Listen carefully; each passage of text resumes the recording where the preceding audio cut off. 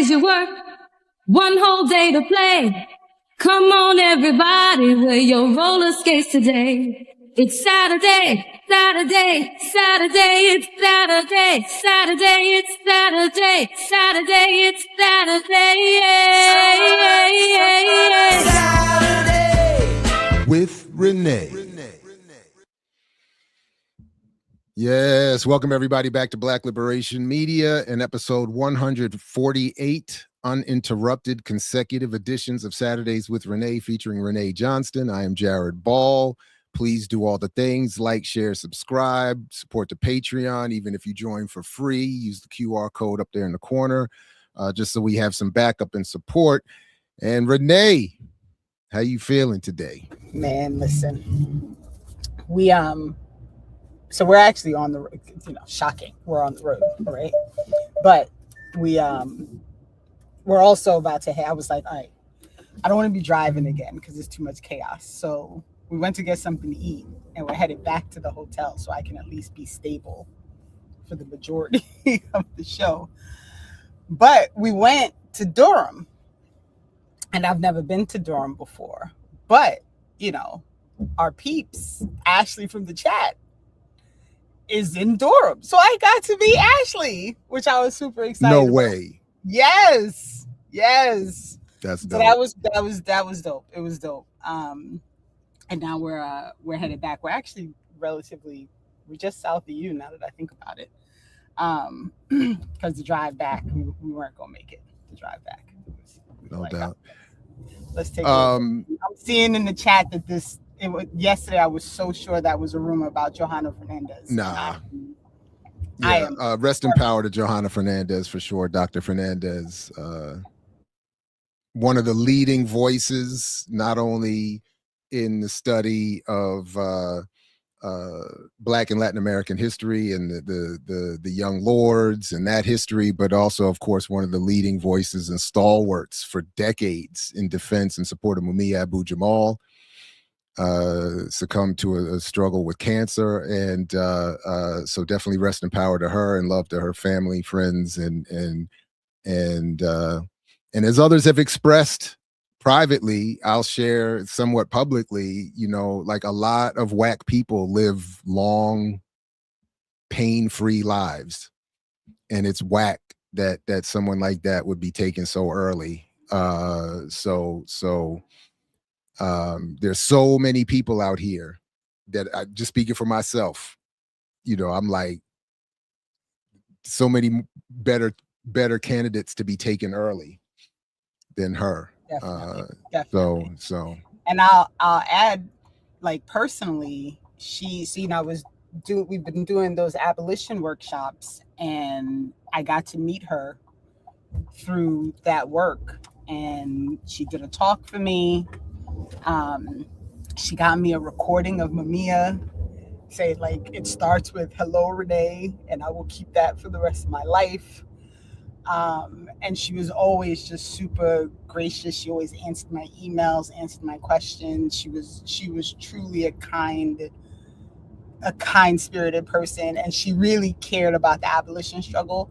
And so this really, because I looked yesterday, somebody said it to me and I was like, this can't be right. And I was trying to see if I could get more information, but we were on the road and it was like crazy. And so I really am sad to hear that she passed. I really am. She had a severe health struggle like a few years back and she had to take some time off, and because, she has a show on WBAI, so she used to talk about like her struggle.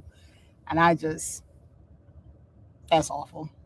That really is. It's awful. And you're right. The wrong people get to live forever. It's like awful. I'm just thinking, just in my private life, the list of people, I'm like,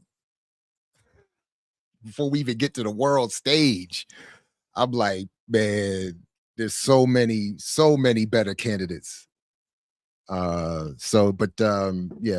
But she left a body of work and an example that I think that we can continue to learn from. So I don't know. Maybe, I was thinking, it just occurred to me, we should do something along the lines of what happens when famous artists die, and and of course, in the music industry, the whole thing is you're worth more dead than alive.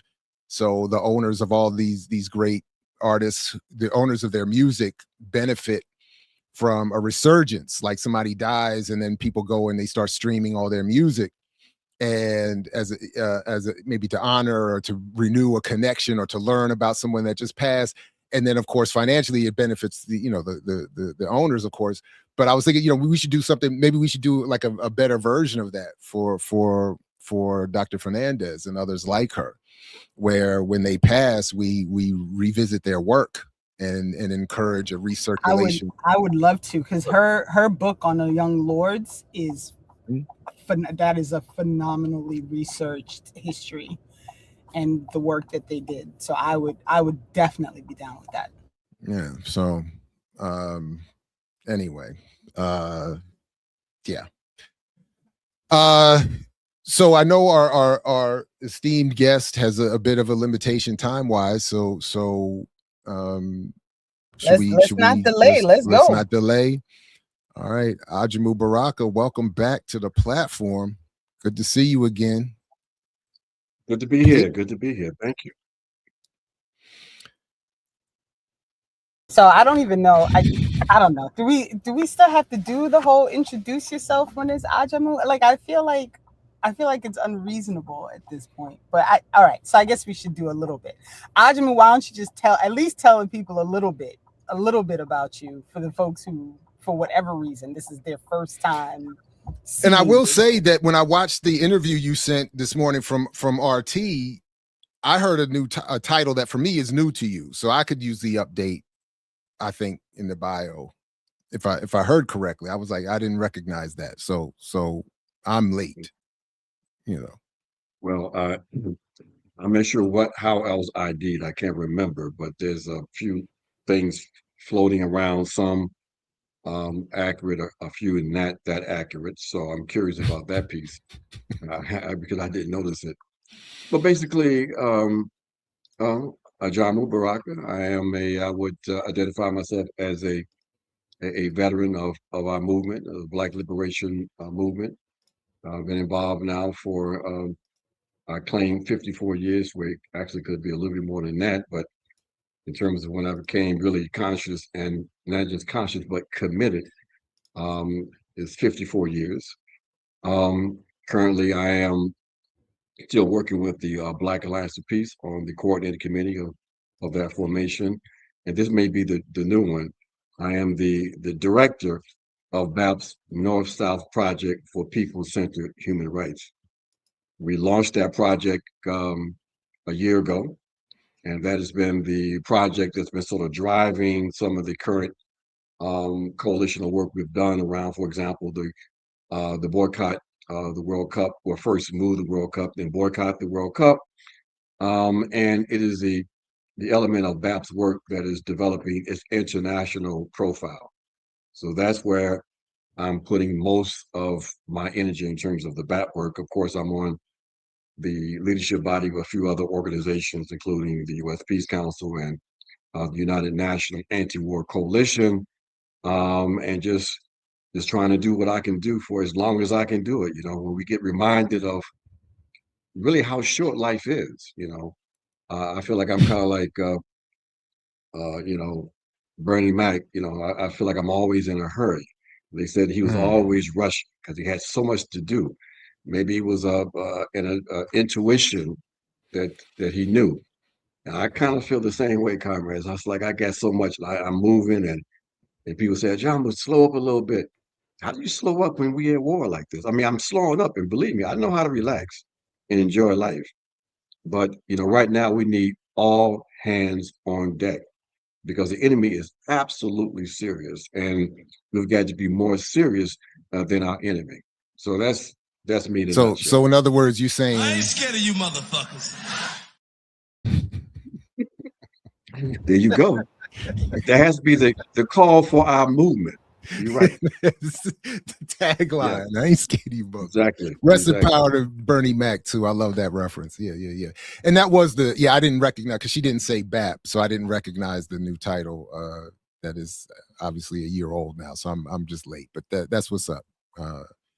And that, I mean, that formation has been in the works for a while. So, this is there. I feel like every time we get you on, there's like 80,000 things that are happening all at once, and that we're trying to Yeah. like navigate.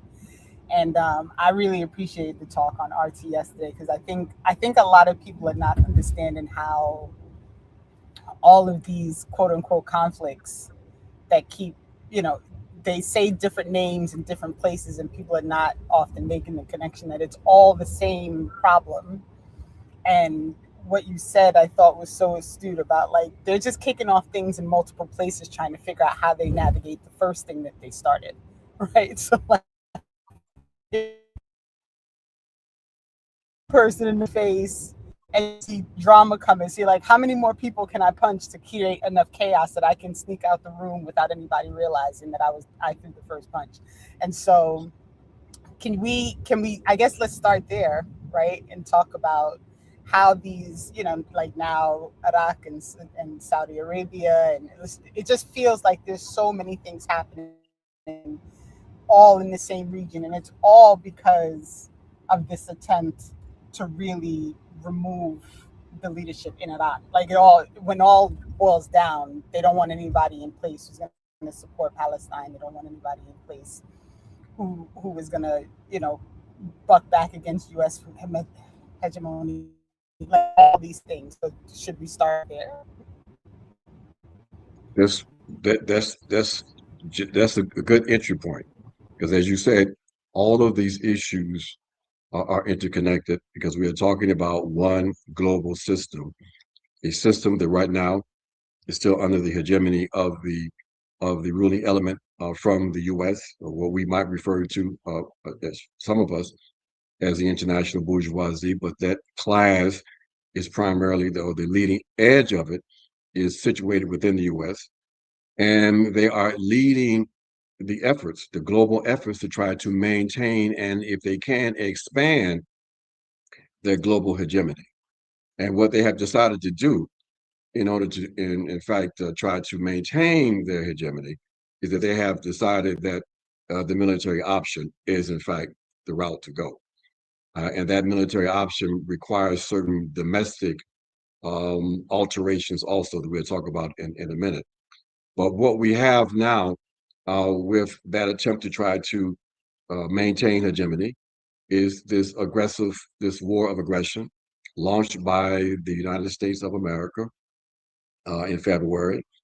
And the objective was, in fact, so-called regime change in Iran. But there was an underlining goal to that objective, and that is this: it is to continue to try to maintain hegemony in West Asia, or what people refer to as the so-called Middle East. And the concern was never about Iran's nuclear ambitions. Everybody knew that there was no real thrust toward developing a nuclear bomb on the part of Iran. In fact, the leader issued a religious fatwa against the development of a nuclear weapon, and this is something that people took seriously. Uh, the objective of the U.S. policies was, in fact, to try to clear the space of any opposition to their regional plan. See, part of what the national security strategy of the U.S. state is, in terms of maintaining hegemony, was to identify any regional power that could undermine their regional control, and then to undermine that particular regional power, be it through a political subversion or outright military attack. And so in West Asia, the only state capable of blocking the ambitions of the U.S. With their running partner, Israel, was in fact Iran. And so that's why they have been in the crosshairs of U.S. destabilization for the last 47 and odd years. Okay, so they believed that they had a situation, a historic opportunity, as Netanyahu framed it, to take advantage of what they perceived to be internal weaknesses within Iran, and to launch.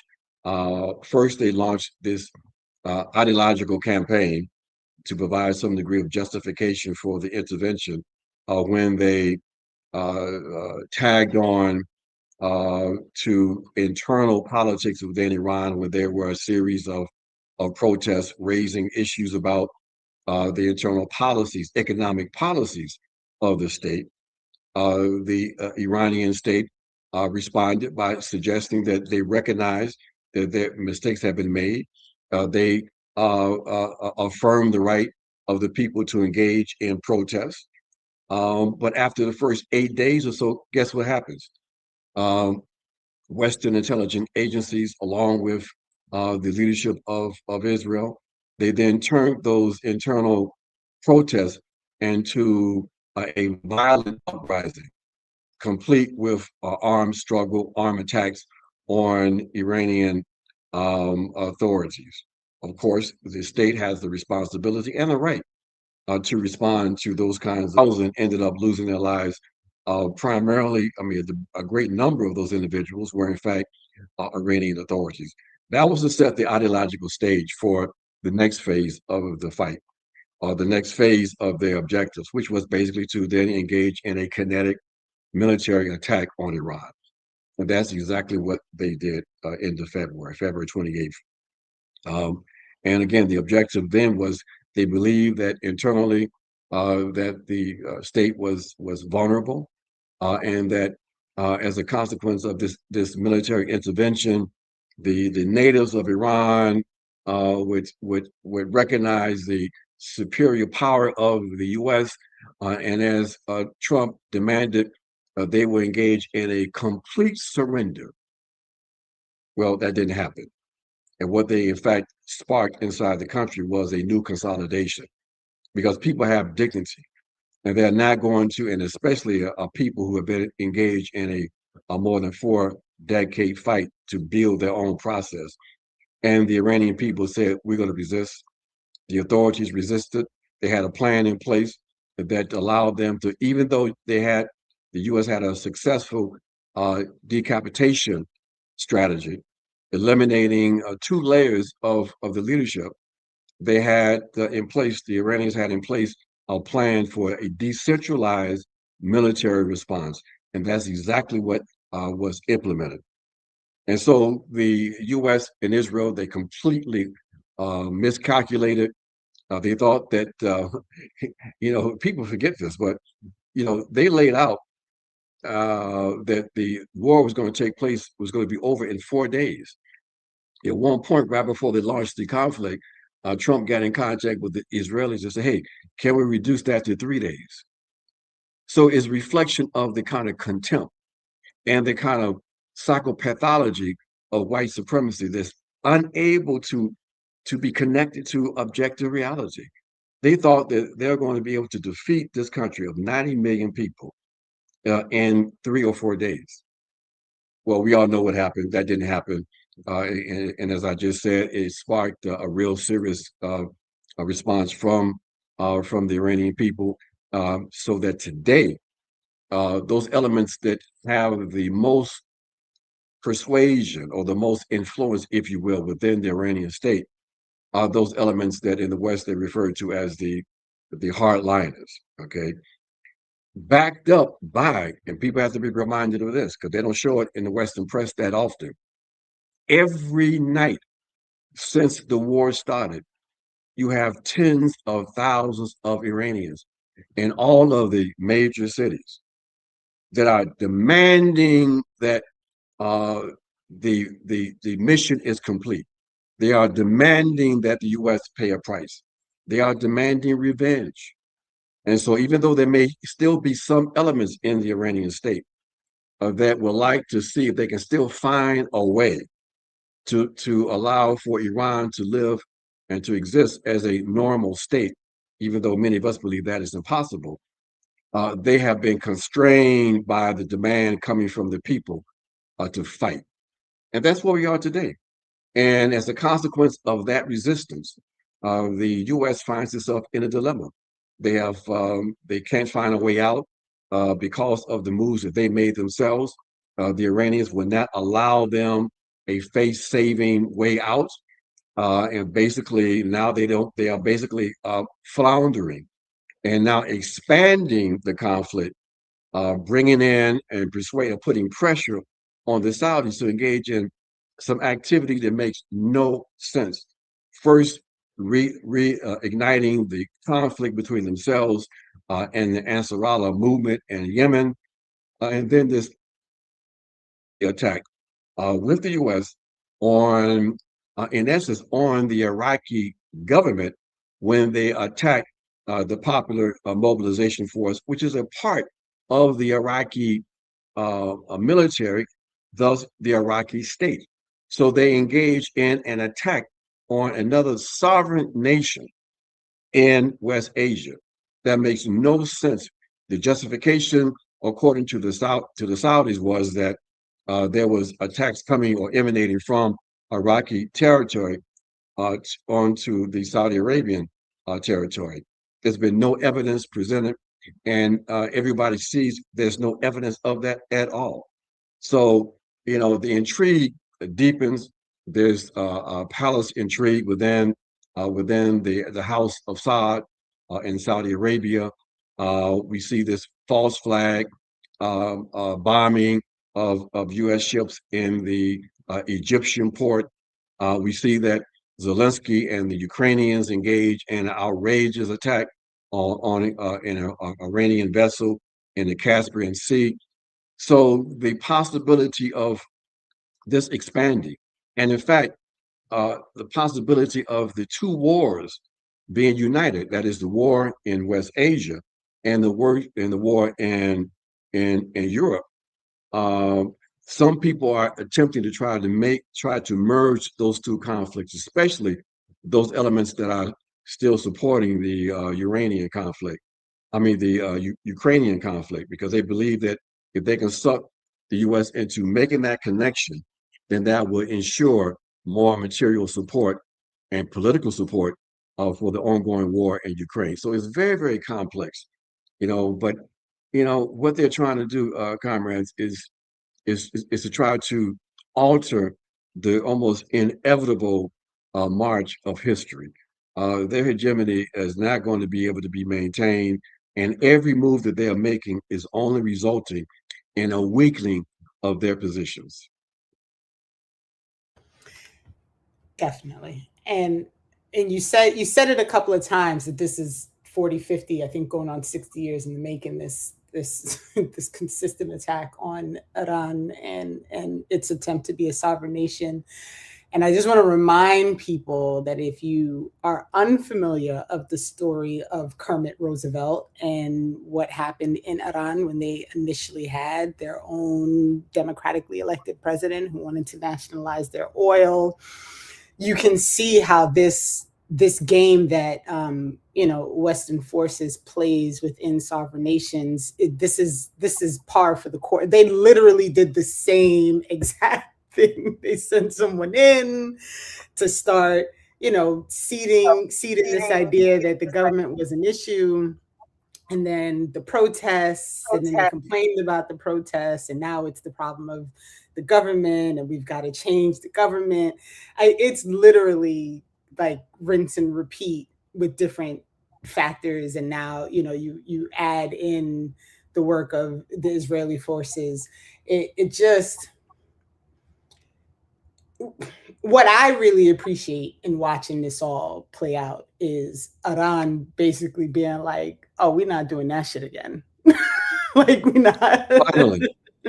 Finally, they have woken up to the fact that basically, and this is, again, it relates to some of the internal struggles. The elements in Iran that have recognized that there will be no peaceful coexistence with the West, led by the U.S., unless Iran has real deterrence. They have now become the most influential elements inside the country. You had some very powerful forces, and they're still there, who still believe that there is a possibility of some type of coexistence, peaceful coexistence with the U.S. They have not come to completely accept that the objective of U.S. policy is to destroy the Iranian state. But that acceptance, that understanding, though, as we said a moment ago, is clearly evident among the masses of the people. It's important to point out those masses of people that assemble every night represent the working classes, if you will, the poorest elements of Iranian society. There are some middle class or petty bourgeois elements involved in that also, no question about that. It's a very interesting kind of cross-class thing, but the base of it resides with the people who are and they're also religious, many of them, who have said basically, we're going to live in dignity, and we are prepared to absorb whatever the U.S. throws at us in order to maintain our independence, our dignity, and to be able to exercise self-determination. That's the element that the white supremacists making policies in the U.S. don't seem to understand, and that's a good thing in some ways, because it means that they are always going to miscalculate. They're always going to misunderstand the opposition.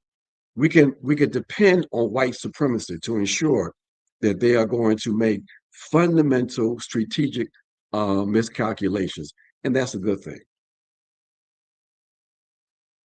Definitely. I like to refer to it as caucasity.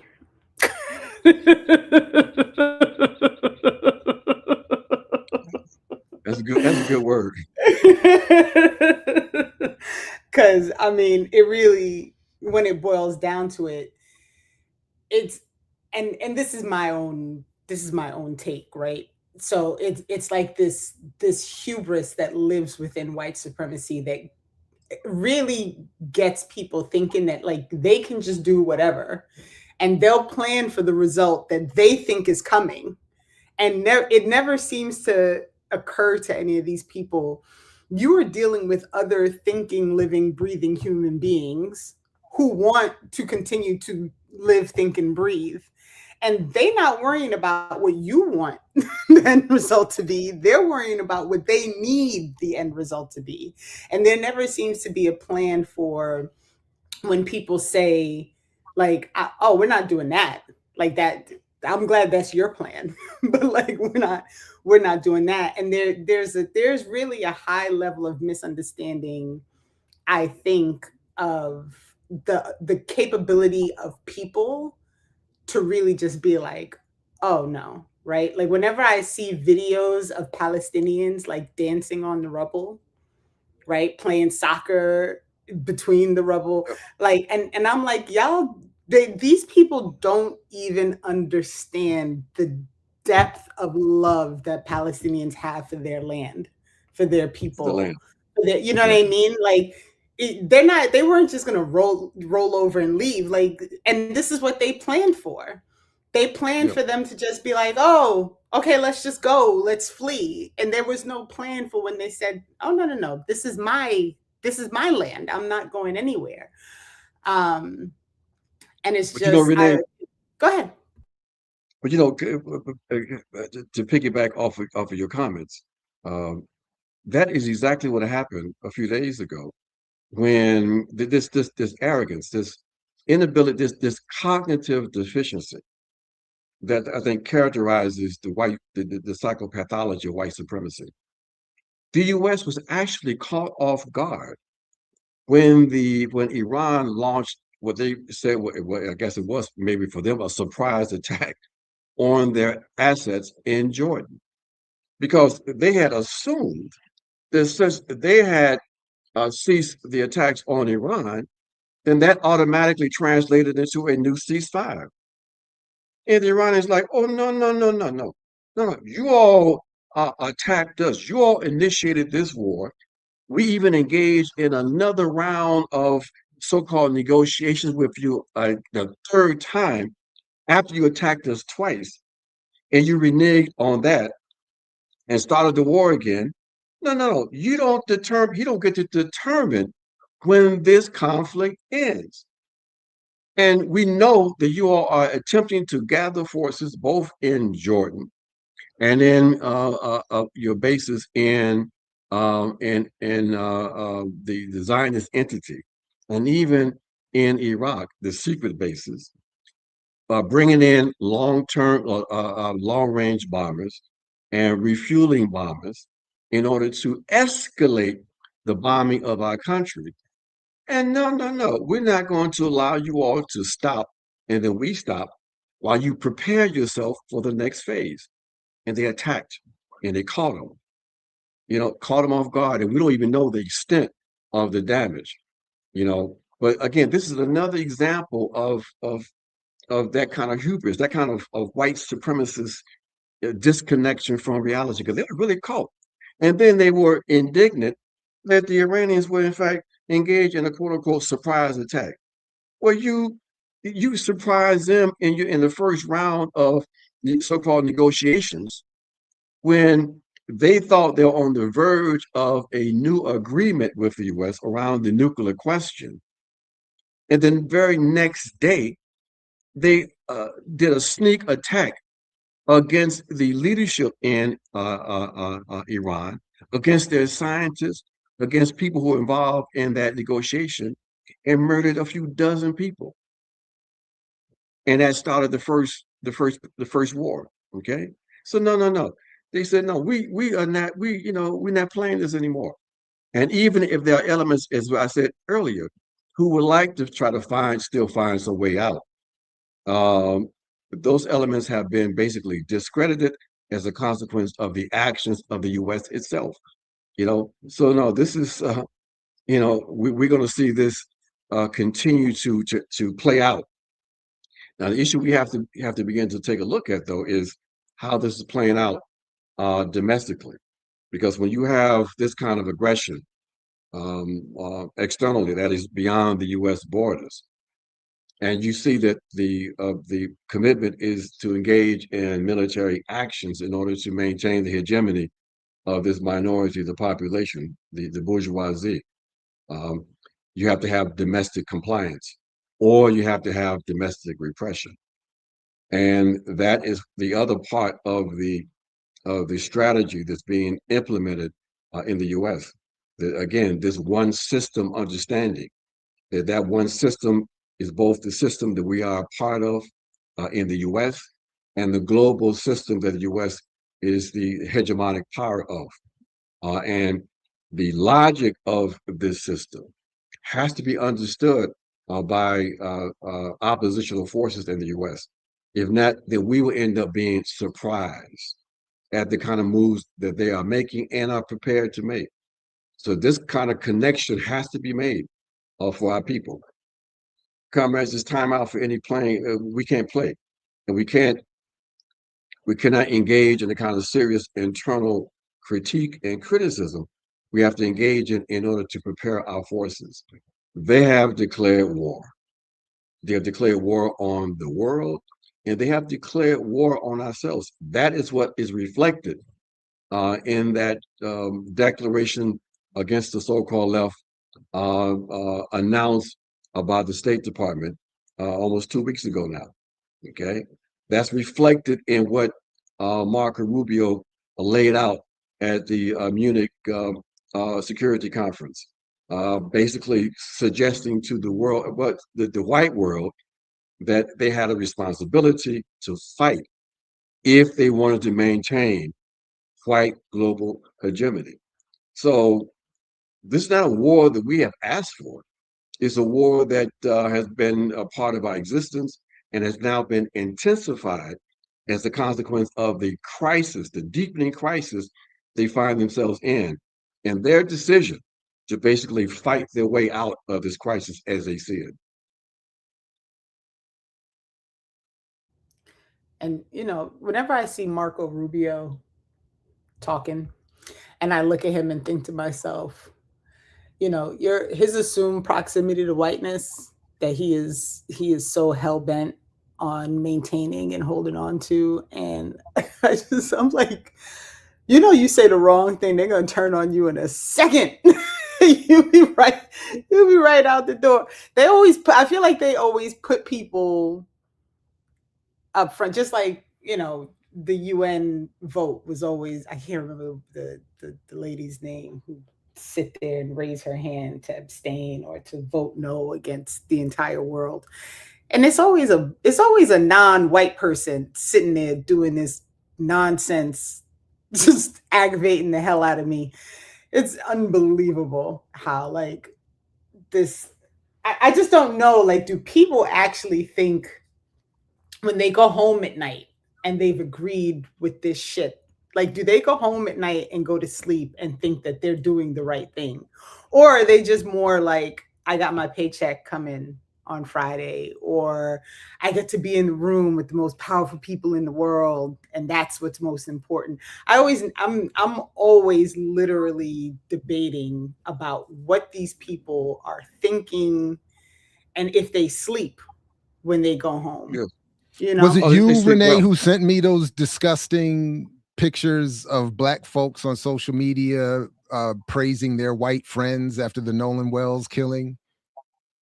It was not That's me, and that's who I'm thank thinking of. goodness. Like, there's a whole Yeah, bunch of black people who've gone to social media taking with their selfies with all their white friends saying,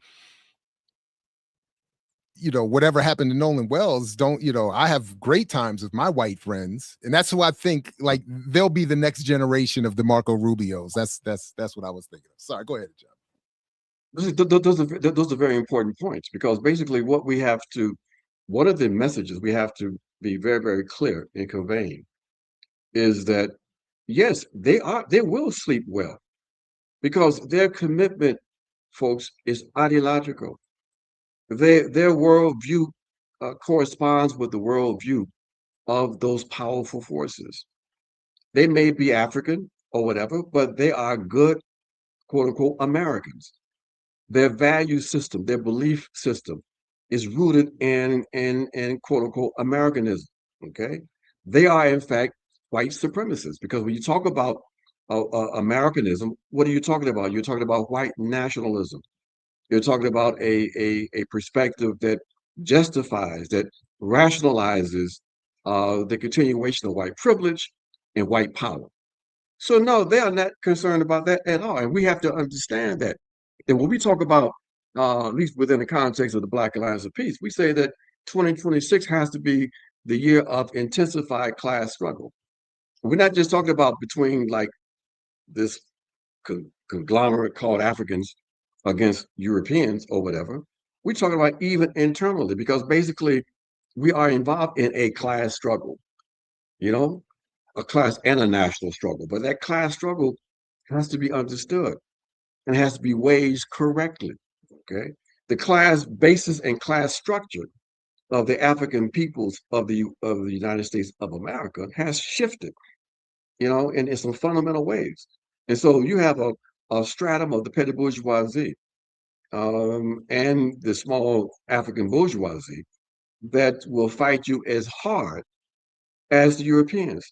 The analogy of Malcolm, we talked about the house Negro, house nigger, and the field Negroes. It still stands.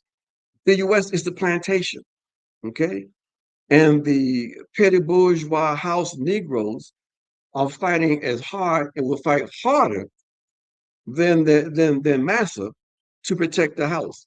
And those of us who are in the back, in the field, not only do we pray for a stronger wind, we got to do more than that. We've got to actively confront. While they fighting that house fire, we've got to figure out how we launch our own surprise, if you will. Okay, so this is the terms that we have to understand, and so we shouldn't be surprised we have Negroes among us. That was part of the counter-revolutionary process, Africans, that intensified in the 1970s. The objective of that process was to do what? To ensure that another generation that emerged in the late 50s or 60s and early would never emerge again. And at the center of that was an ideological objective. That is to make the African in America. Okay, there's a reason why Nixon was pushing black power as black capitalism. That's part of that ideological thrust. Okay, there's a reason why they intensified, and people don't like when I start talking about this, when they intensified the forced busing, and that's what it was for many people, the forced busing. And who did they bust? Did they bust the big Africans and who are already in high school and all that? No, they bust our youth, our children. Okay, so this was the objective. So we're seeing the consequence of this process of the Americanization of the African, and we have to understand that. And Kamala was that little girl, as she reminded us, As to she get said, her win over. Right. And that was profound. Right. And she grew up to be a Negro. That's the conclusion. That's the takeaway from that. Okay. Oh man, there's so many ways we can go, but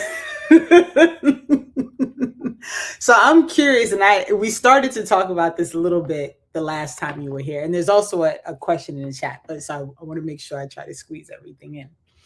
So as we're navigating this process, right, I find for myself the most difficult conversations to have are with the people who think somehow that their belief in this quote unquote American system is going to be the thing that saves them, right? Like they believe in America, caw, as my son likes to do whenever we make fun of this place.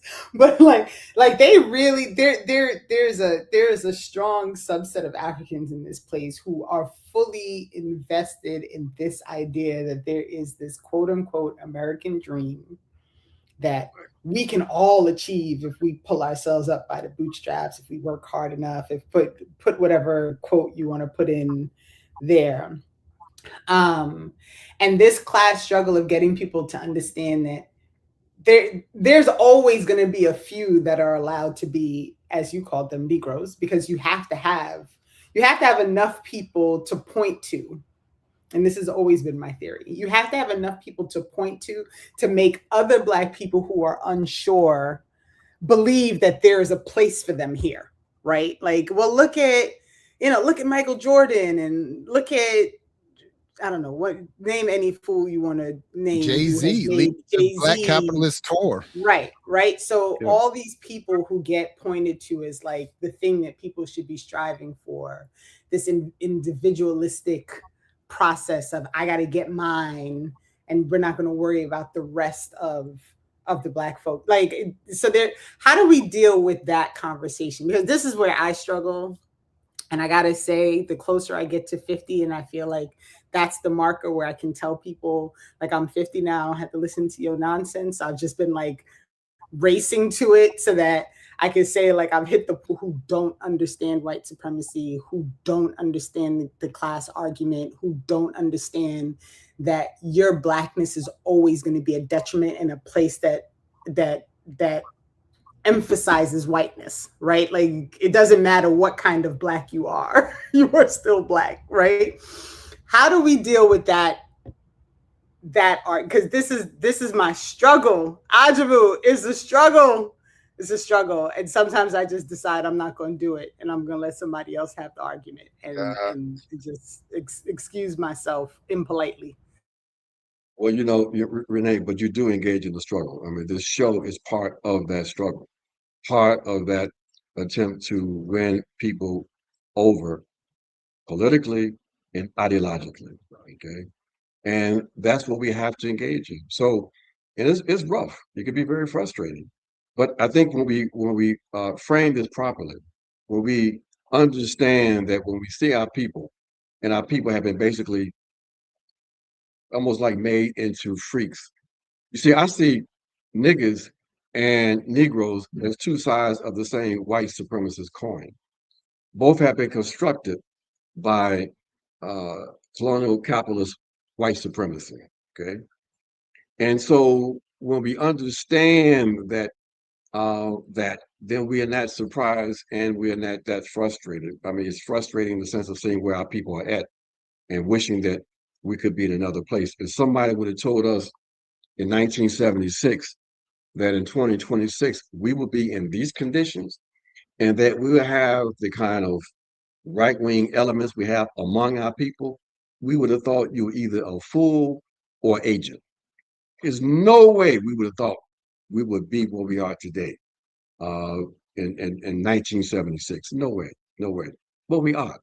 And so we deal with the conditions that we have to deal with that have been created um, by the enemy, in essence, okay, and our own weaknesses, okay, and we try to reverse that. We have no other choice because the only other choice we have, basically, especially when we understand that the U.S. would be the last stance for the defense of the global capitalist system, meaning that unfortunately, for those of us in the U.S.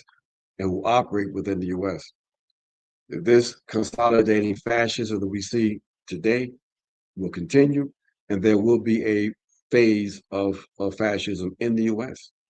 That will be somewhat sustained. And what that means is that we are fundamentally threatened. Is a very precarious situation for us. And so we have a responsibility to try to wake up as many people as we can, get ourselves organized to the extent that we can. Because we've never been in the history of our people, especially after 1865, we have never been this disorganized. Okay. So right in a moment where the international colonial capitalist system is disintegrating and a new whatever is going to be on is on the horizon, we find ourselves at our weakest point organizationally within the US and in some place, in some aspects in the African world, even though that's changing somewhat. Okay. So we have no other choice.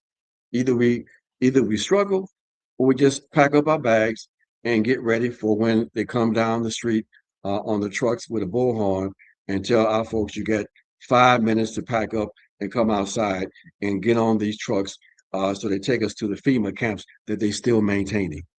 Okay. So either we are able to struggle and fight and defend ourselves, or we get ready for the camps. That might sound extreme or whatever, but the trajectory of where we're going, folks, suggests no other alternative. You know. And that organization. It's only extreme if we're not familiar at all with the history and their own claims. To your point about True. the FEMA camps and all of that, I mean, they've put this in print. I remember years ago being somebody, the late John Judge gave me the Louis Giuffrida paper. The former, I think he was the former head of FEMA at one point, and he had written his military war college thesis, I think something like that, on detention camps and the threatening Negro population that would have to be put in using stadiums. They were talking about using stadiums and you know, for recalcitrant Negroes that don't, you know, go with the program. So yeah, it's not extreme unless you're just unfamiliar with their own claims. Yeah, Exactly. Yes. So there was a question in the chat that I'm also curious what your thoughts are on this. So, you know, there's all this drama happening in Minnesota with the water facilities, and they're trying to say it could be Iran. And I try my best never to listen to the Orange Man when he does whatever talks, because I feel so confused by him all the time. But I'm not confused because he's making sense at all, just confused because I'm like, how does anyone listen to him and think that what he's saying is logical? But you know, they tried to throw Iran out there, and then he made this like weird, well, I don't think it's them, but it could be them. They're problematic. So, you know, always in US media, the goal is to cause confusion, to elevate the wrong story, and to give people something that they can talk about without having any actual factual information to base their opinions on. So I'm curious if you have any thoughts on this as well. Yeah, my thought is basically to ask people to do this when you see those kinds of stories. Try to determine in whose interest something like that would serve. When you put into perspective, for example, the fact that one of the reasons why the U.S. was so incredibly upset with Iran was, for example, when the young students attacked and took over the U.S. embassy at the beginning of the Iranian Revolution, because they saw the embassy as a spy center. What was the first thing that they did? They released all of the Africans, the so-called Black Americans, who were there, who were the guards, low-level workers, et cetera, et cetera. But they kept one, and that one was they had to determine it was correct that he was a CIA agent. So when they released the Africans and kept the rest of the Americans, oh, they went nuts. My point is this: why would Iran, understanding, and these are very sophisticated people, folks, understanding that it was in fact in Minneapolis, that ICE was blocked. See, we have to understand our own victories. That while we said when Trump unleashed ICE, it was going to move across the country, we said, folks, the first line of defense had to be DC. Well, folks weren't ready. Then we said it had to be Chicago. They weren't ready. Okay. By the time they got to Minnesota, and this was important because what the unleashing of ICE did in Minnesota was to separate any of the space between our popular understanding that the targets of ICE were so-called Latinos from what was really the real objective, which was basically to lay the foundation, the subconscious foundation for attacks on not just so-called Latinos, but Africans also. They knew that the majority of the Africans in Minneapolis were U.S. citizens. But if you begin to plant the images of ICE attacking and confining and harassing African people in Minneapolis, then you would understand why people weren't that outraged when ICE attacked an apartment complex in Chicago. And the vast majority of the people in that complex, they were harassed, forced to come outside in the cold, were so-called U.S. citizens of African descent or African people. Okay, they were setting this up. So why would, if the Iranians had the ability to penetrate any water facility process, why would it be Minneapolis? That, so that's what we mean by false flags. These are things that happen, and even if it didn't happen in that way, the enemy tries to make these kind of connections as part of this ideological struggle, this information warfare. So we got to be very, very wise, because this is really this is one of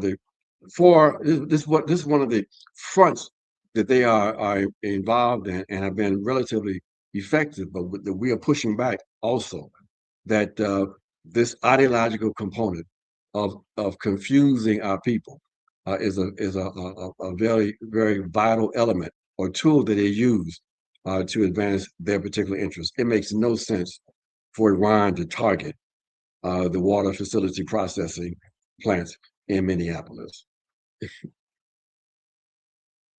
I agree, but I think this is also, it's also part of the general strategy of how do you sow fear within the people living here, right? So when you start looking at all of the things that they're doing in various places, they set the sentencing for the Prairie Land Group. It's like 500 something years between the 8 or 9 people. they're currently working on, I think it's 12 people in Minneapolis that are now the next group that's going to go up, for this fall, this nonsense trial to get these long sentences. And I think this is also part of this same strategy. So, everybody in US media starts talking about these trials and how lengthy the sentences are, and that they're really going to start looking at how people interfere with the ICE agents. There's this big conversation that I heard the other day about the interference. Like, if you interfere with ICE, it's you can be charged and all. So it's this whole process also of creating fear. So you're fearful that Iran is going to come and attack. And so, we got to keep doing something to prevent that from happening. You're fearful of getting charged and sentenced to 50 years and 30 years in jail for moving a box out of your garage. So now you can't help people who are actually trying to organize. You're fearful of the government coming for you. It's always this like continued work to make people afraid of everything so that they just keep going on their hamster wheel, right? Like, I'm gonna put my blinders on, I'm gonna keep running, just keep running, and hope that this all like goes away and I can pay my bills next month. And people really don't understand that it's all these things that they are bombarding you with to make you afraid of saying something, of doing something, of speaking up, of whatever thing it is that they're trying to prevent you from doing. That actually is the thing that keeps you on the hamster wheel, right? Like, it is such violence, like this continued process of feeding people all the things that are the least helpful for their ability to thrive, but trying to convince them at the same time that these are the things that allow you to thrive. Like, if we stop Iran, they won't mess with your water, and then you'll be okay. And people forget, like, the water in so many places is already a mess because of our own governmental structures. Like, you're worried about Iran. How many cities already didn't have clean water because of the regulations in this country, right? Like, what are we talking about? Iran didn't create Flint. Yeah. So yeah, this is part of it. I would invite folks to please check out, and this goes back to the identification of this project that we have developed, the North-South Project for Peoples-Centered Human Rights. We have a number of different publications, but one that's specifically geared toward the developments within the U.S. is a bulletin, U.S. domestic militarization and repression. And we would invite people to go to the website of the Black Alliance for Peace and to take a look at that bulletin. Because in that bulletin, and the title or the theme of it for this one is our fourth one, is immigrant detention, black mass incarceration, confinement of indigenous peoples, the interconnected technologies of racialized fascist domination. Okay. And in there, we expose something that every conscious person should be aware of. And if you're not aware of it, we're inviting you to, in fact, become aware of. And we talked about Rubio and the ideological foundation that was laid for this massive attack on the left. We talked briefly about the fact that was manifested in this 100-page report on the role of Cuba and all of these organizations, including the Black Alliance for Peace, that are supposed to be part of this massive left conspiracy, who are now being framed as domestic terrorist organizations. The foundation for this was laid out in a document that we want everybody to be aware of. That is the NSPM-7, the National Security Presidential Memorandum 7. This is a memorandum from the Trump administration that is supposed to be about countering so-called domestic terrorism and organized political violence. It is a dangerous document that was signed or released in September 2025. It directs the Joint Terrorism Task Force, the Department of Justice, the Department of Treasury, the IRS to, quote, investigate, prosecute, and financially disrupt individuals and organizations engaged in what they call politically motivated violence. But in how they define all of this, basically, it captures everybody who's engaged in any kind of political opposition. It continues this designation of an abbreviation as a terrorist force. What abbreviation? Antifa. What is Antifa? Antifa is anti-fascism. Everybody knows there's no such thing, no structure called Antifa. But what they have done by designating something called Antifa as a domestic terrorist organization, even though it's not an organization, it basically lays you're talking about the harassment and the instilling of fear.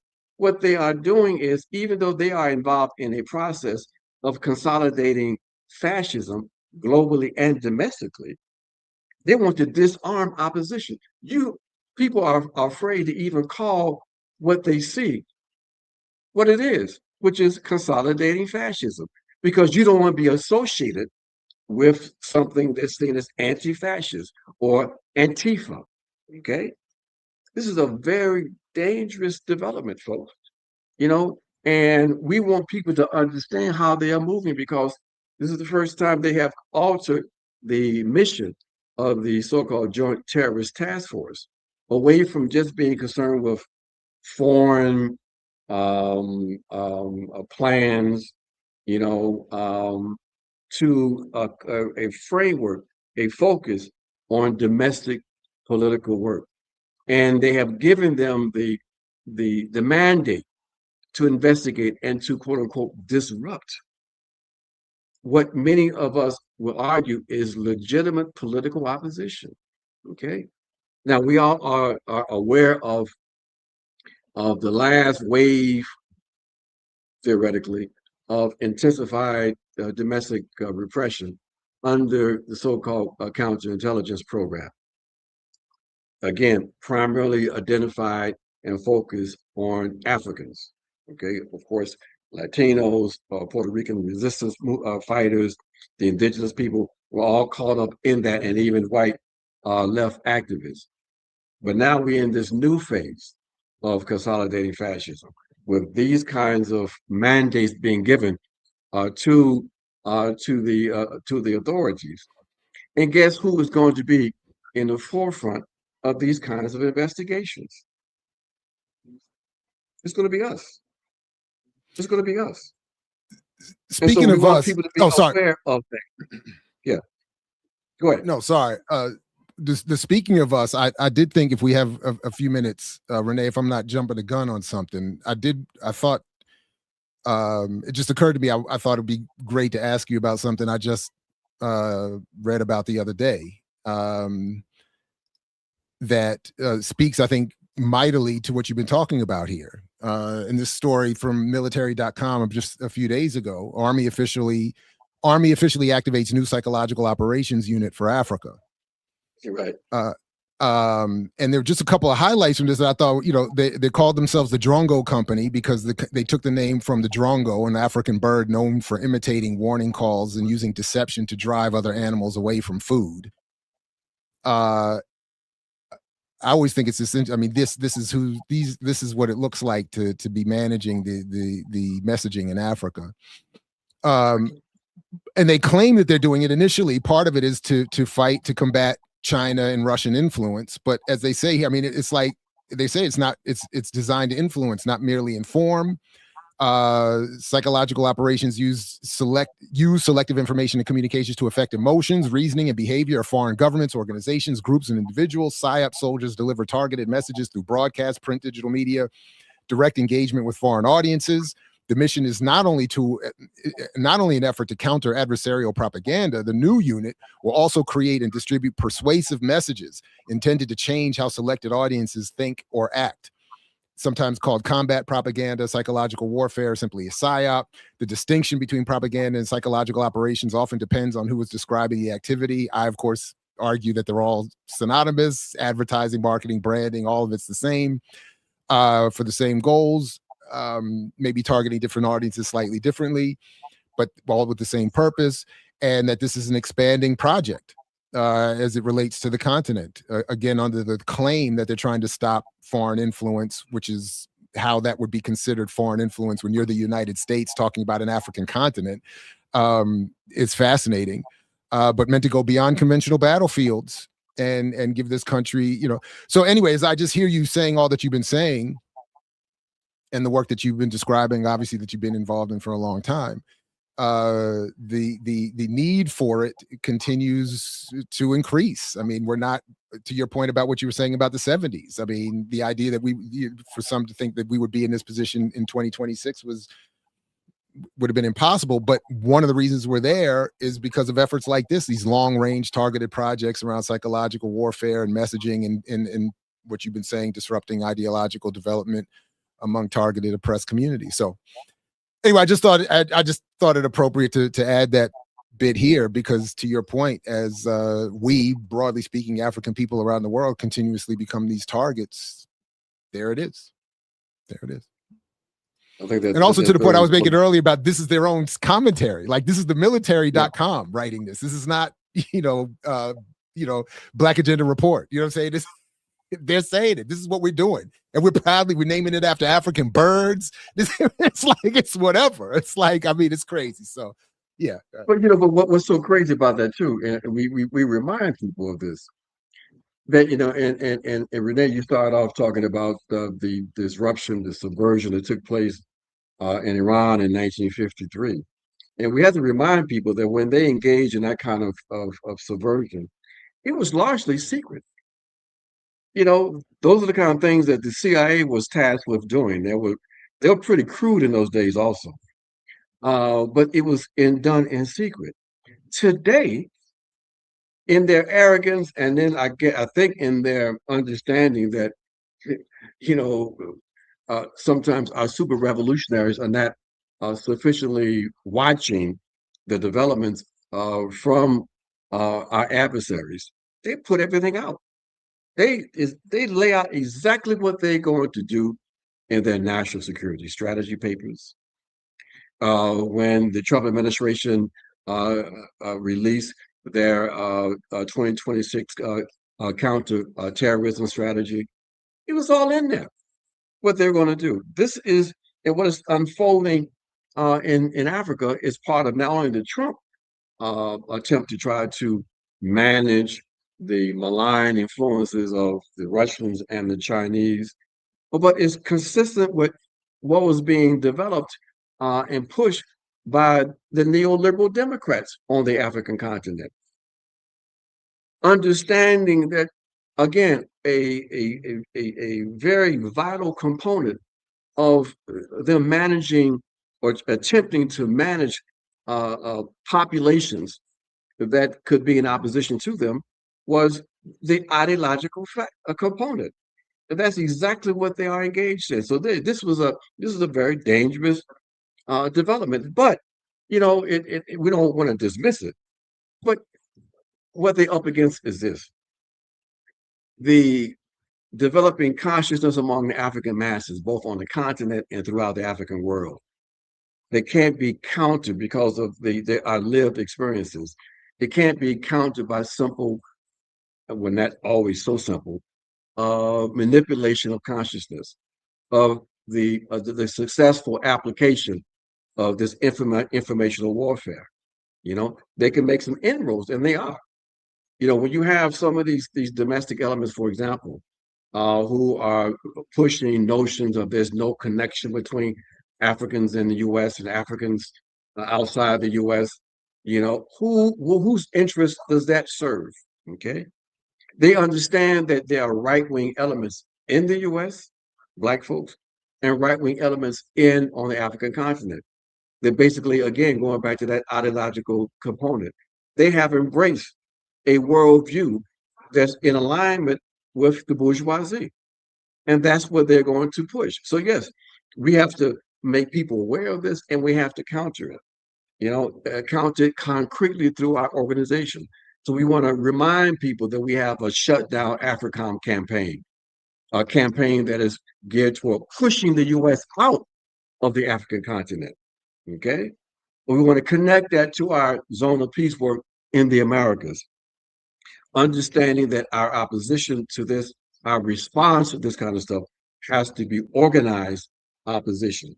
And with our meager resources to do what we can do to basically raise these contradictions. I would invite people to look at this statement put out yesterday by the Black Alliance of Peace Solidarity Network, making these connections, countering opposition across the movement to the targeting of African people in the U.S.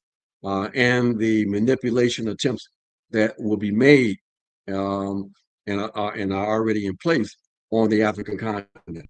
Okay, so yes, this is a dangerous development, but it's on the list of everything else we have to deal with. Coming out of the desperate attempts on the part of these forces to try to maintain and expand the hegemony. They are at war, and they are waging their war on multiple fronts. We have to understand our responsibility to wage counter responses, not just in terms of reacting to them, but getting ourselves to a point where we can begin to engage in our own strategic objectives that are advancing ourselves, taking advantage of the opportunities that the enemy gives us through their clumsy attempts to try to control and undermine us. We're not going to succumb to fear. We're going to continue to do our work, understanding that the environment is still dangerous. But the worst thing we can do is to allow this kind of intimidation to undermine our work, to get us more timid. No, we say double down. That is my personal position and a position developing with some of the formations we work with. We're going to double down and call them out, but not just in terms of responding, but in terms of fashioning our own revolutionary programmatic objectives. Comment. While you say something, I got to grab my charger. Okay. and I always like to point out, and it's funny when we talk about how like bold they are right now, going back again to Kermit Roosevelt. Like part of the concern was he was like a decorated CIA agent at the time that all this was happening in Iran, and they were very concerned about about people making that connection between the CIA and the U.S. government and what was going on in Iran at the time. And so that, they made this shift and switched to these like quote unquote independent private venture companies. And then you had, everything with the economic hitmen and all this work that kind of became, moving towards trying to do things more in secret. So people weren't as clearly aware of the role that the U.S. government was playing in all of these coup attempts and all of this work to, to destabilize sovereign nations so that, they could do whatever nonsense they wanted to do in the moment that they were pursuing that effort. But Ajamu, I know you have a time limit. Is there anything that you want to make sure we get in before you have to go? Just to, again, remind people that we have counter information that should be embraced and use as tools in the counter narratives that we have to develop. Okay, we don't always have to just respond to the enemy. You know, we have to take advantage of the opportunities to begin to fashion ideological positions that will help us to advance our objectives. And what are our objectives? To continue to organize the masses of our people with a working class foundation. Okay. And so we say, please, you know, continue to listen to this program, listen to all the programs on this channel. Continue to study. If you're not in an organization, please consider joining one. If not, if you don't see anything that exists, as Kwame Ture used to always say, start your own. Okay. We don't need to have these courageous individuals. I mean, you could be courageous and you could even participate, and that's all right. But you've got to participate and support organized resistance. The enemy is supremely organized, even though they are floundering and they are incompetent. And that's a good thing for us. But in that incompetency, they become more and more desperate and consequently more and more violent because they don't know how to even exercise or execute what they are putting in place themselves. It's almost inevitable that this effort on the African continent is going to be screwed up. You all saw a few days ago where they had where they put out that map with all the incorrect African because they use countries. AI to build it. So this is what we're dealing with, folks. So we're not going to be impressed with all these changes like we know they're going to be effective because they don't know what they're doing.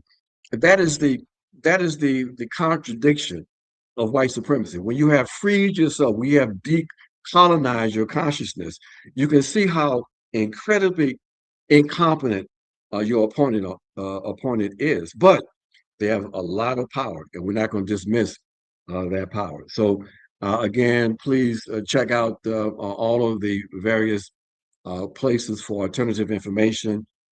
Please go to the Black Alliance for Peace. Go to the other website of this project, People's with an S, People-Centered Human Rights, People-Centered Human Rights Project.com. I always forget that. So check that out also, and check out that bulletin we referred to a little earlier. A lot of information there in terms of what we talked about: the national security, a presidential memorandum, the counterinsurgency strategy paper, the detention process, and the fact that these detention centers that they're developing are privately owned. So equip yourself with the information we need in order to wage the fight we've got to wage. And check out Black Agenda Report. Yes, we didn't even get to your latest article, so we'll make sure to drop that in there. I read it, and as always, it is just chock full of things that people need to understand. So I appreciate you, Ajamu. Thank you for making the time. As always, I'll circle back to you, bring you back. My pleasure. My pleasure. My Right pleasure. on. Thank you very Please do much. that. Thank you so much. Thank All you. right, Take thank care. you. Thank Peace. you. Okay. So listen, let me just say this before we transition to whatever. Another reason why conversations like that are just so important. I just did a quick review of a discussion of the National Urban League's latest claims around the state of Black America.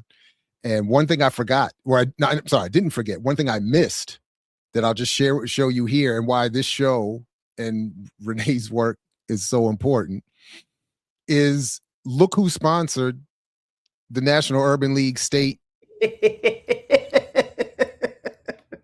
I didn't even know this is the address from President Mark Morial talking about presenting the other day the latest report, where Ebony Magazine, and I'm pissed that I missed this, because Ebony Magazine, in promoting this report, said that the report the report claims that they are showing how Black people are holding companies accountable. and then right out the gate, Target is sponsoring the state of Black America, and my apologies, because I had initially meant to suggest we introduce the show as a great way to start Black August. But yeah, happy Black August, everybody. And we should let's get reconnected to the extent, although I feel like I'm in Black August all year. But yeah, Black August it up. And yeah, so I just think that's perfect, and the state of the report says, it starts off saying Black people lost all their jobs, Black people's housing ownership, even without your corrective discussion of that claim, is a mess. But we have $2 trillion in buying power. So wait, so they're still going with the buying power. We're still doing. Oh yeah, we're still doing buying power. That's still. No, there's yes. The short answer is yes, and I would argue this latest report attempted to rebrand it a little bit, because they don't actually the report itself doesn't deal with the Black buying power claim, despite how Ebony and other outlets are reporting it. What they do in the report is make the claim that the Urban League is leading this new diversity project that is comprised of a variety of groups that comprise $5 trillion in consumer spending.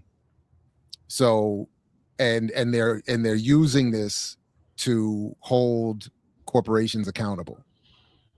And I damn sure wish I had noticed that Target sponsored his before I finished the edit.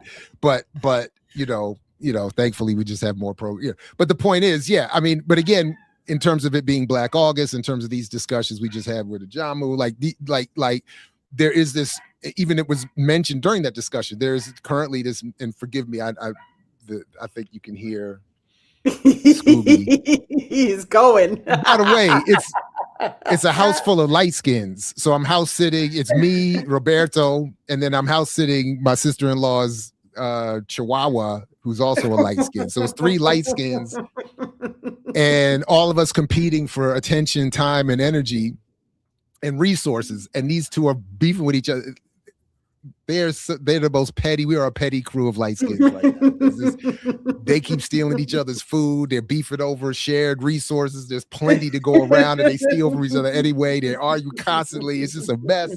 And I'm trying to make a point. And so yeah, it's Black August. We need advanced levels of analysis. And then there is this Black bourgeois capitalist elite trying to, on the one hand, stay connected with the community as is necessary for their hustle, by saying, we are Black, we care about Black people, but everything is targeted, pun intended, to some sort of corporate relationship. And then, of course, with a political representation being managed by Kamala. So it's yeah. So I'm still trying. So I don't really have the red bone revolution. That's what it is. That's what it is. They over here, boy. They've been stressing me out too, man. I'm telling you, you can't. Well, you all know what it is. You gotta have an appropriate balance. Too many light skins is a problem. Too many. And I got too many. It's too many of us right now. Need some melanin back in the house. Anyway, sorry about that, everybody. That was a all good. So I am curious. So I don't really have. I'll be honest, because we've been driving and doing a lot, and so I started this morning to be like, I should load the run sheet, and then I decided I didn't feel like it, and that we'll just roll and we'll just talk about whatever, because I am curious about this report. So you just finished something on this that you're about to release? Yeah, today it's up now. It'll be up publicly later on. But yeah, and it was just it was really started with this discussion. It really so like in kind of a concession, not concession, procession of events.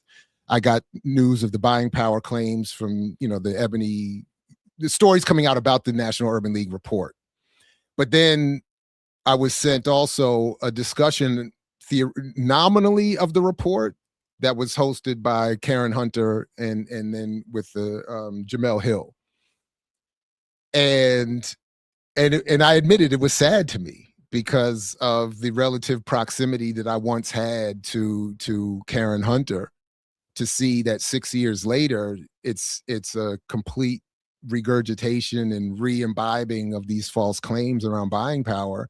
And then they set off on this discussion that just because of the flawed foundation can't go anywhere. And I just admitted, a kind of sadness in watching it. Like, I usually have fun with it and, let the hate take over. But in this instance, I was like, damn, man, like, I was right there on your show once upon a time. And like, we had this wonderful discussion where you admitted you didn't read the book yet, but I was looking forward, and then it just went left. It just went left. And then they have this discussion, and it's like, so Jamel Hill is talking about, she's been in this public discussion, because of all these recent firings at ESPN. People would say, y'all should start a black network. And F ESPN, have a black network. And she was appropriately, albeit on a flawed foundation, making the point that that's not possible. You can't, so anyway, yeah, I was just that's so, but the report does this thing. It's like everything is bad, everything, because you can't avoid the actual reality up to a point, and then but they always come back to this. But we're resilient, and if we a little bit with the report use our buying power in a certain way. But then when you look at the report, it's all Wes Moore, Angela Also Brooks, Peniel Joseph. Unfortunately, a scholar I've really appreciate her work, but she's involved with it. So it's like it's this mostly black bourgeois Democratic Party analysis, all geared with the National Urban League's goal of bringing us back to the Democratic Party and Kamala Harris and whatever they can get from their corporate sponsors, all of whom are vested in making sure that black political conversation does not go beyond the Democratic Party.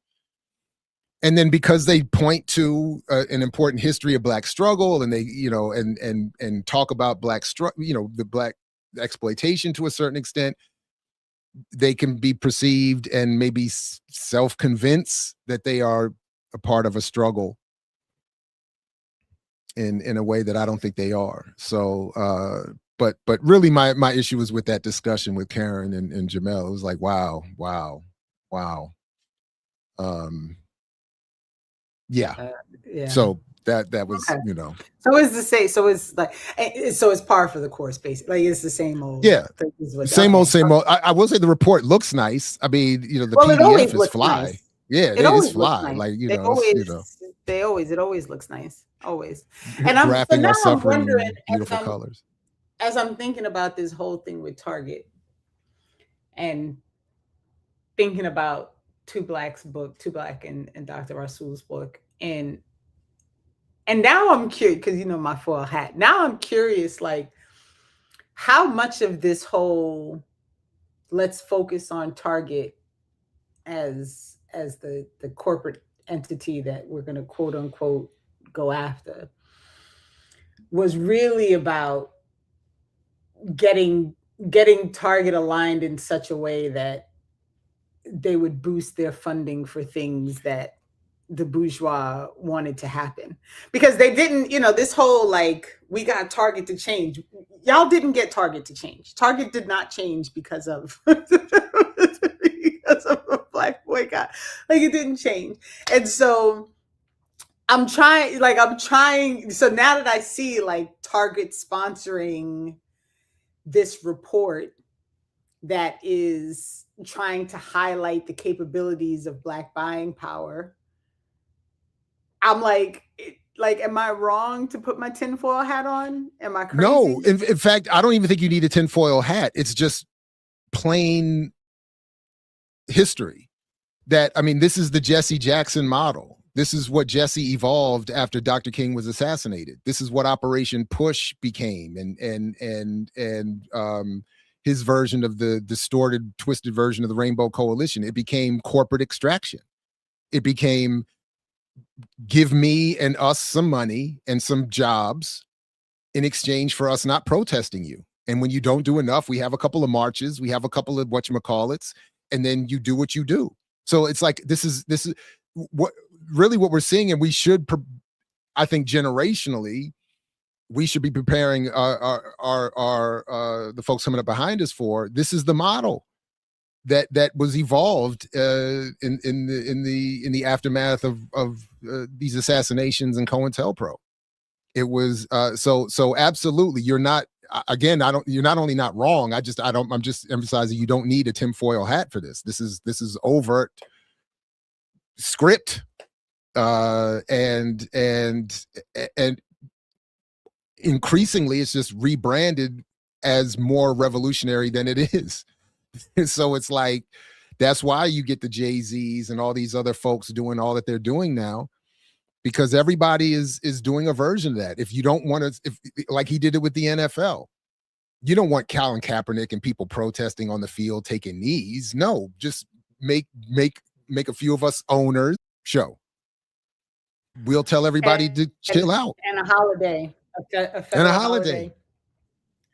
And ice cream at the White House, which I don't. Oh, hell yeah. And after Stevie Wonder was there with Obama, how, what else could be, what else is like? What else y'all want? Right. What else y'all want? Why are you so always asking for stuff? We just keep too much. And every chance I get, Renee, I mean, I keep bringing it back to your whole. I mean, you, as far as I'm aware, started all of this in reminding first of all, calling out the fact that the whole thing with Target had nothing. I mean, what really hurt them was that whole the white folks and beer, and the beef with the.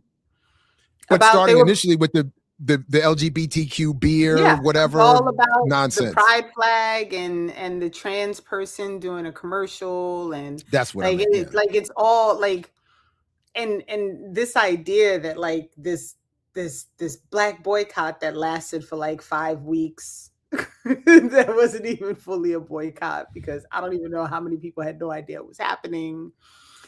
And the bear at the minimum, understanding that Target's profit from Black business is like, it was either 7 or 9% of their profit.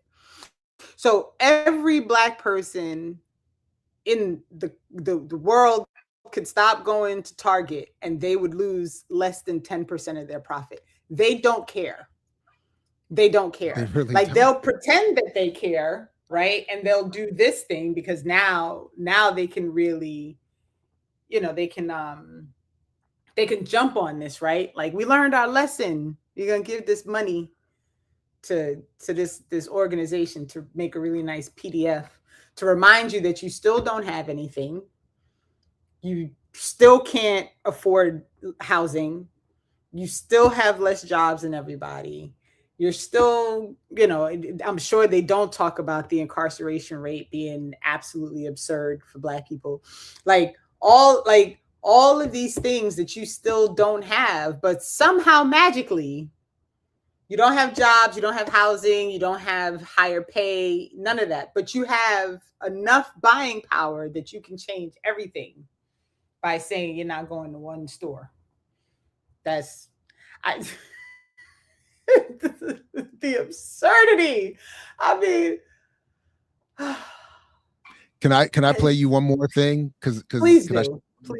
So again, forgive Scooby in the background, the smallest light skins are the loudest. I just caught this discussion. I'm just gonna play you the very beginning because as much as we like to bring folks the best and brightest in Black analysis, we do know here at Saturdays with Renee that you actually all need to hear it from the whites. So I found this little clip. We could start right here, and he says it all right out the gate. awful as the Republican Party is, there cannot be any progress, political and economic progress for the wage earners in America until you end the Democratic Party. That's it. So you can watch this whole great discussion with Mike Hudson and Radhika Desai, which was really good. But that's his point. The Democratic Party got to go. It's the problem. Now, I don't know if I agree with his point ultimately that what we need is just one party. That was one thing he said that I struggled with. His argument is if we had just one party, we would be more likely to see things happen well for workers. But I just thought that was pretty good. That was a pretty good start. Yeah. We already have one party as like, whenever I hear people say stuff like that, like we have, it is one party. It is one party. They just want you to think that they're two different groups. But as we saw, right? As we saw when Graham went about his way to the heat, they were all on board with their fine friend Plantner. No, Lindsey Graham. Lindsey Graham went to the heat. I thought you meant Graham Plantner. Oh, my bad. Right, he did go to the heat. I forgot. My bad. Listen. They were all their friend. The other Nazi is a Democrat. And I just, it's important again for people to always hold on to the words of George Galloway. They are two cheeks of the same ass. And I will add to that the Democrats only need to be to the left of the Republican Party. And it doesn't matter how far on the right the Republicans are. As long as they're just to the left and they're both on the right, but the Democrats are just to the left of them, they can claim the left. Not a stunt queen.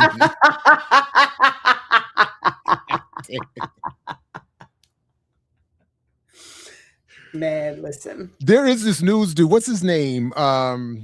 Keith something that pops up in my algorithm all the time. He's a Democratic Party, but his news, I do watch his news channel from time to and his thing, and I think because he's an openly gay man, and he's been talking for years apparently on his platform about all that is known or was known about Lindsey, and he was making open calls for the queer community to come out and not out themselves closet wise, but to come out and say, yo, this dude is a problem. He's not only, in our spaces a lot, but he's a problem in those spaces. So I just thought that, that's funny. The stunt queen. Yeah, they were like, it's terrible. Oh yeah, I had the wrong Graham though. Yeah, I had the living Graham. Sorry about that. Right. We were talking about the heated one. The unalive. There we go. Thank you, Robert, for the super chat. Steve asked a really important question that I also had in the back of my mind. He wants to know why you have an avatar background. So Monday, I gotta wait till after tomorrow, but after tomorrow, so probably Monday, I will explain my sitting Shiva and the sad joke behind it. But it's to me it's hilarious, and but I'll explain. I feel like it fits. I feel like it fits. It fits. And yeah, it's all well appreciated. But I do have to wait until after tomorrow to say anything about it. But yeah. But and I feel like I've been doing a really good job at not mother henning you and just like you have, and I appreciate it. So and I appreciate it. Yeah. There we go. That's but yeah, the chat noticed it. I saw some questions about it earlier. Like, they did. They were like, "What is he doing?" So I knew, but okay.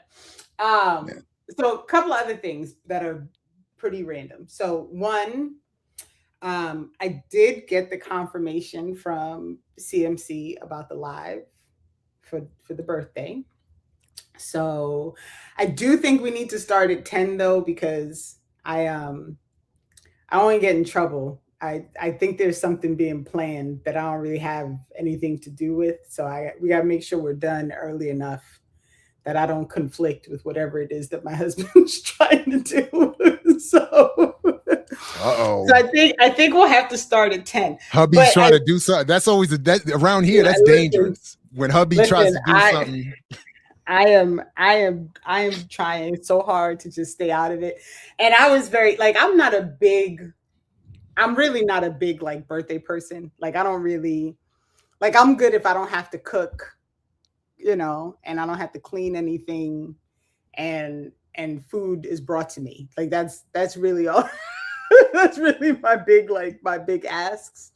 Now, admittedly, because it is the 50th birthday, I guess I should be a little more like, but really, I've just been waiting for 50 to come so that when I tell people I'm 50 and I don't give a shit about whatever you're saying, like I'm 50, I've lived long enough that I can tell you to go fuck yourself. Like I feel like that's really all I've been waiting for, and that's gonna come whether we do a celebration or not. So I'm good. Like I'm golden, right? But so that means Saturday the 15th. That show Saturday will start the at 10. 15th, we should start at 10 so I can make sure we're done early. When I send out the next newsletter, I am going to include a poll about us starting at 10, shifting the start time. You know, have you seen the thing on here that allows us to do polls here? Oh, do you want to throw one up? We got 20 minutes.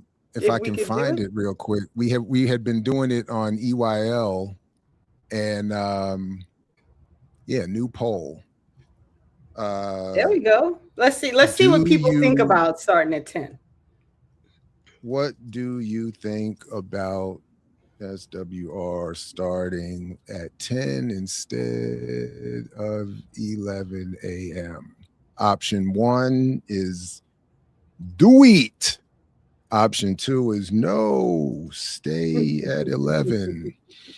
All right, so it's created and folks start and show. You can simply put a 1 in the chat for change to 10, or a 2 in the chat if you prefer that we stay at 11, and we can get an informal or sort of an initial thought, reaction right out the gate.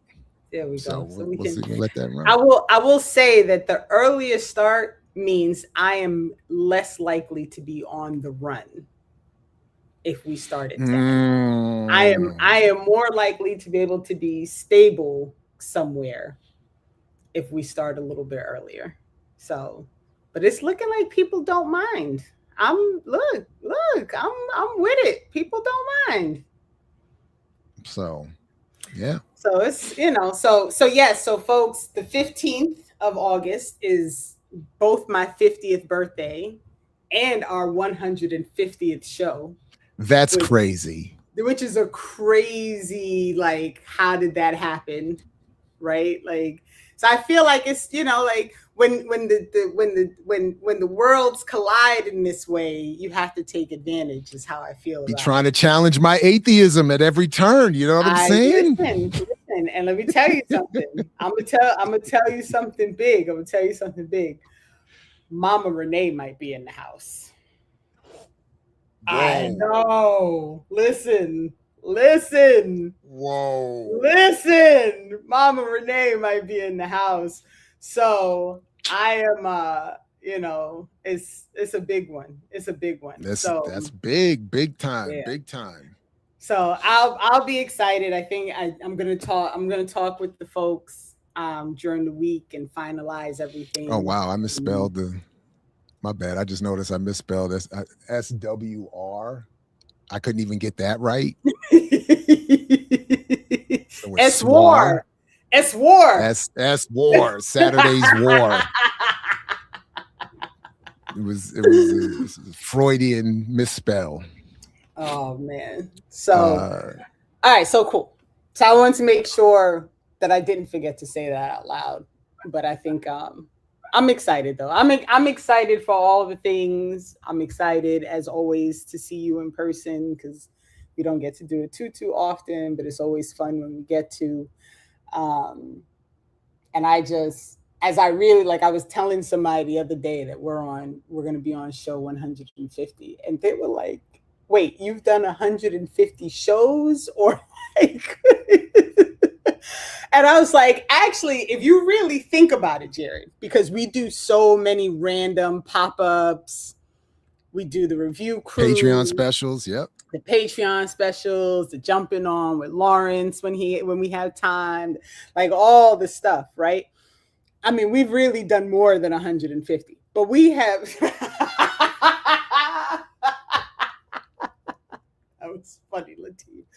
But I mean, really and truly, like 150 Saturdays in a row, not a break, not a season, we're going to take a month off.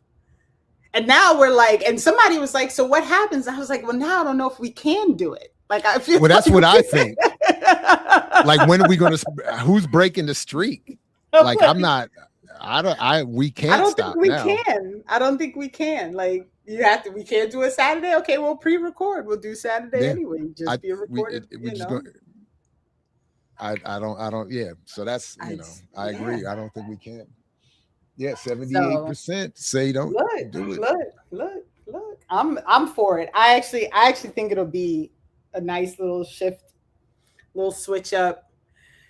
Get out earlier. If you have to go do something on a Saturday with the girls on campus, it's not likely to be early. If you roll out at noon, you have plenty of time.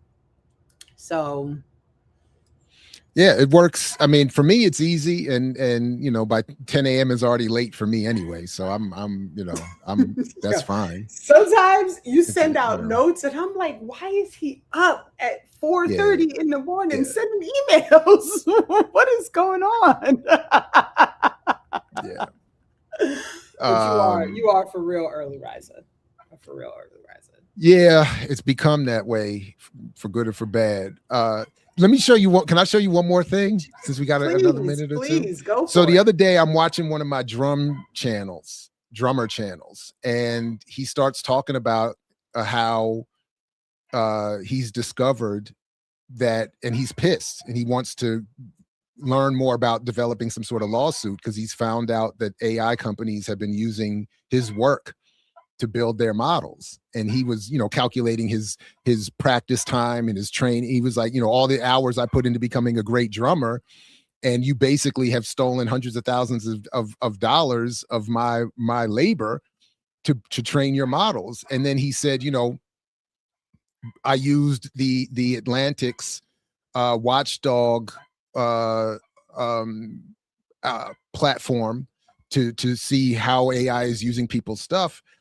And I went to it and I put my name in it. So I went to the Atlantic AI Watchdog's ongoing investigation of books, videos, and other media used by the world's most powerful tech companies to train their AI models. See whose work tech companies are using to train their generative AI models. Search for an author, musician, YouTube channel, screenwriter, or actor. And I put my name in. And just as I've predicted before, like, we think we're publishing stuff that's helpful to the world, and it's being used by the state. And by the way, I don't own the copyright to any of this. I don't own any of the copyrights to any of this. So my little bit of intellectual production is being taken and turned into AI training models, and probably unfortunately, having more impact in that direction, or maybe will, than on my intended audience, and turning the tides of their politics. And so, they got your whole book. They got everything. They got at least of what I've written. Yeah. There may be one or two publications not here. I think there's, maybe one or two, but yeah, they got the whole book. So they don't have the Malcolm X stuff. They don't have I Mix What I Like. But they in a couple of journal articles are not there, but they're finding some stuff. And I was like, damn. So I was like, well, if we do the math the way he did on his drum thing, and we put in, I want, $25 an hour for my labor. I don't know. I figure I'm worthy. I'm deserving a 6-figure check myself. God damn it. Ben. But yeah, I you know, for years, you know, I've been making this point that, you know, we don't, you know, academics, we publish stuff because we have to. And I think this is why they went after what's his name? What's his name? That they forced into taking his own life. Aaron Schwartz. Because yes. you know, he started he said, no, we're going to turn over all of this work and make it public. It shouldn't just benefit and be hidden behind paywalls and used only to help the state and the elite manage us. And they went after him for that. And I think this is in part why, because they're like, we're the only ones who get to use your work. Like, you thought you were going to publish your little article and your little African world was going to read it and become revolutionary? Nah. No. They'll never see it. No, they'll never see it. And we're going to use it to make them unrevolutionary. So it's why, I mean, it's deep. We are in it. Yeah. So I'm just using that to point back to the earlier discussion with Ajamu. Like that's the trajectory we need to be going in for sure. Yeah. So. And Chidi Macha mentioned I'm like, wait, what is happening? Did anyone see the article? Kenyatta said it here, but I think Chidi Macha actually mentioned it earlier. Did anyone see the article about AI companies burning rare books? So I saw one where they were cutting them. They were. Oh, somebody else saw that. Yeah, cut the spines. That's the one I saw. Books. So so these are actual first edition rare book that they're, or is it? I haven't looked too closely at it yet, but that was what it looked like they were doing, that they're getting rid of all of the originals so that the only thing you can get access to is what is through their platforms. And Chidi Macha is saying, yeah. That's wild. And it is sad. It really is. We went into, as y'all know, I'm a reader. I actually just started listening to The Spook Who Sat by the Door because I've never actually read the book, and it popped up on sale. And I was like, you know what? I've never read this book now that I think about it. So I started. It's a fascinating listen thus far. Fascinating. But we made a quick trip. We stopped in Barnes and Noble because my son is also a reader, and he's contemplating a couple of books that he wants to see if he wants to read. And also, summer reading time, school about to start. And my man's is in honors English, so he's gotta start getting busy before the summer ends. But they have a whole like classic section, and none of the books are obviously like the way they were when they were first printed. But when you like really thinking about the process of destroying what is essentially an artifact, whether you appreciate the work or not, and then scanning it for AI is problematic. Have you gotten? Well, you ordered Palo Alto. I have the book. So we're one step further. I have not.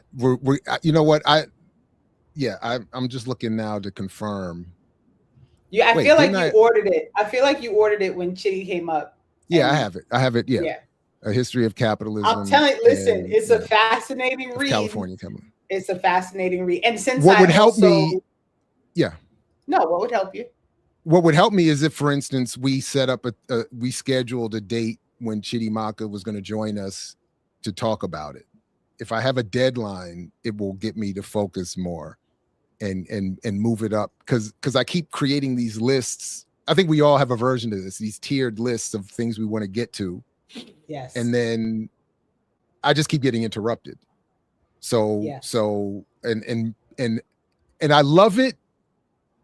Like I don't know how you are with this. I'm at a point where I appreciate it deeply, but I already get too many emails with suggestions and requests, and I can't keep up. So even to keep up. It's so if we do that though, if we set up a date and a time, it will get me to focus, and then I can cut through the. Okay. So you just so you feel less guilty. Chitty went through a whole lot of work because we were going to do a talk about financial aid and college and this, and we didn't get to it because my life was lifing. So I also still owe something. So don't feel 100% like it's just you, because this is your percent August 2nd at 4 a.m. So I think let's aim for mid-September, because your school year is about to start. My school year is about to start, but the 5 classes notwithstanding, that will not get in the way of Saturdays with Renee. So fortunately, you don't teach on Saturdays. So not yet. They were trying. No, I don't even. Oh, there's an effort. There's an effort. And one of the last meetings I was allowed to be in at the School of Journalism, I blurted out. It was an uncontrolled response. The dean, we were all in this meeting, and the dean started talking about, we're considering Saturday hours. And I just yelled out, no. The visceral response. Visceral. And now I am no longer in the School of Journalism. But the point is, no, they absolutely, and of course they couch it. Much like I was saying about the Urban League, they couch it as, we have to be available for our community, and we have members of the community that need and would benefit from Saturday hours, and therefore, you as faculty should be willing to extend your work week. You're at an HBCU, you're serving a Black community. They do this all the time at HBCUs. They use that this is a Black effort to get you to do more than what you should be doing, and to get you to not complain. And then, it would be no Saturdays with Jared. I was like, just the idea, because I remember as a youngin', you work menial jobs, you have weekend hours. And I remember as a youngin' thinking, the day the transition from a weekend job to a weekday job is a goal. Like, this is supposed to be, weekends off. Weekends off. What do we talk about? Only the youngins do work on a Saturday and a Sunday. You know what I mean? It's like kids. That's the kid jobs and the one grown manager or whatever. It's like, but so I was like, the idea of coming in on a Saturday, I was like, no, oh no. But and same salary, absolutely. It would be, they would just extend your course schedule to a Saturday. They wilding with that. You're definitely not going to get paid. Faculty definitely not going to get paid more. That's step one. Don't pay faculty anymore. Oh man! All right, so the poll is in. Well, the poll is people in. Have spoken. The people have spoken. I think I feel like if the people who are always here say we're good with an earlier start, I'm content. And we can extend it to the comment. We'll check the comments. And if the comment section gets crazy in reverse, we'll reconsider. We'll consider, and I'll still add it to the newsletter. I'll add a little, chart. We'll see. But I appreciate you. Thanks to Ajamu again. That was absolutely as good as always as I expected. And I guess so we're pre-recorded for next week, right? Yeah, I don't remember that, but sure. Wait. Oh yeah, I have to, because I have to, right? Because I'm not here, right? We are, because of my you. Fault. So yes. Yeah, right. My bad. Yeah. Right, because I'm going to the National Convention for Veterans for Peace. There you go. So you gonna go be out in real life. I'm gonna be touching outside grass for real. You're gonna be outside. Touching grass is crazy. Talking to a very different audience. That's gonna be interesting. Interesting. That should be. I'm interested to. And I'm couching it as, I didn't really know exactly how to do it, so I'm doing it. And I saw her in the chat. So Cherie, recent discussions with Cherie, I'm borrowing from our discussions to say that if your primary identity is that of a veteran, then you have to use that as a pathway to find your revolutionary conclusion. So there is a revolutionary version of that as well. Interesting. That's the I really didn't know any other hook to say what it is I would want to say to that group. So we'll see how that goes. All right, y'all. I'm gonna let you. All right. Do. All right, do everybody. Big thanks, of course, to Renee, to the Undefeated Chat, and of course, Ajamu Baraka of Black Alliance for Peace and many other formations. Everybody, please like, share, subscribe, put this in your socials, support the Patreon, and as always, peace only if you're willing to fight for it, as Fred Hampton used to say. And we will see you next week with more Saturday with Renee. Black Liberation Media is a collective of Black and African organizers, journalists, academics, and media personalities serving Black and African masses seeking to further grow in their understanding of themselves, their histories, and the African world through entertainment and news. Please continue to like, subscribe, and donate to the channel so we can further serve you and liberate our people. You can also go to blkliberationmedia.org, get some merchandise, and also become a Patreon member and a member from the YouTube. Please do what you can, share, and show your love as we will show ours for you. Black Liberation Media.